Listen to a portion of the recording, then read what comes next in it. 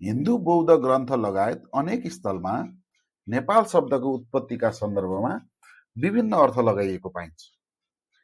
ऐतिहासिक मौलिक स्रोतहरूको अभावका कारण यस सम्बन्धमा एकरूपता आउन सकेको छैन।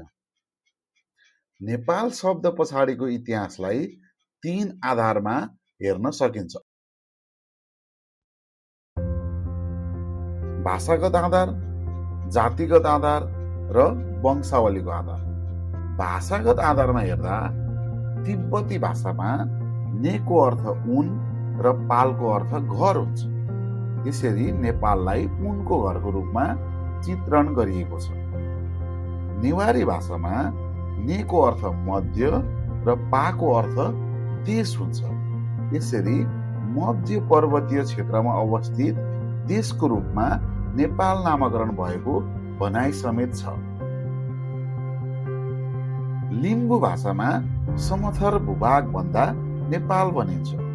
त्यसकै आधारमा नेपाल नामकरण भएको भन्ने पनि छ। संस्कृत भाषामा निपको अर्थ पहाडको फेदी वा बेसी भनिन्छ। निपबाट नेपाल भएको कथन पनि छ। तर हालसम्म यिनीहरू कुनैले पनि भरपर्दो आधार प्रदान गर्न सकेका छैनन्। अर्को जातिगत आधारमा हेर्दा नेवारबाट नेपाल बनेको भन्ने छ। यस दृष्टिकोणलाई इतिहासकारहरूले पनि सहमति जनाएका थिए। अर्को आधार किराँत जातिमा पनि नेवार उपजाति थियो र त्यो उपजातिलाई नेपार भनिन्थ्यो। उपत्यकामा नेपार नेवारका रूपमा चिनिन थाल्यो। यही नेवारबाट नेपाल भएको हो भन्ने भनाइ छ।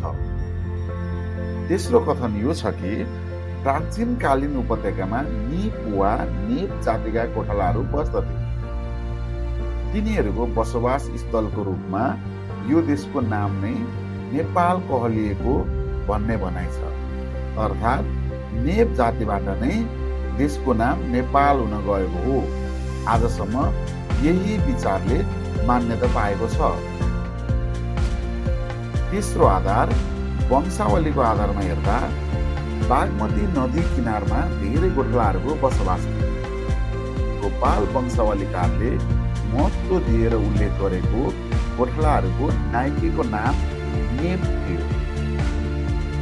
बागमती नदी किनारमा पशुपतिनाथको शिवलिङ्ग नेप नाम गरेको व्यक्ति वा नेप जातिबाट नै स्थापना गरिएको थियो। नेप व्यक्ति वा जातिबाट नेपाल देशको नामकरण भएको हो भन्ने कुरा इतिहासकारहरूले पनि उल्लेख गरेका छन्। आदिमकालमा नेप भन्ने कुनै गोठालो बस्दथे र त्यसको निवास भन्ने अर्थमा नेपबाट नेपाल भएको भन्ने भनाइ छ। व्यक्ति विशेषको नामबाट केही स्थानको नामकरण भएको उदाहरणहरूलाई निहालेर हेर्दा राजा भरतको नामबाट भारत नामकरण भए जस्तै नेप नाम गरेका गोठालाको भूमिलाई आल प्रत्यय लगाई बङ्गाल, हिमाल आदि नामकरण भए चाहिँ नेपालको नामकरण भएको विश्वास गर्न सकिन्छ। अति प्राचीन कालदेखि नेपालको नाम प्रचलित थियो भन्ने कुरा विश्वास गरिएको छ।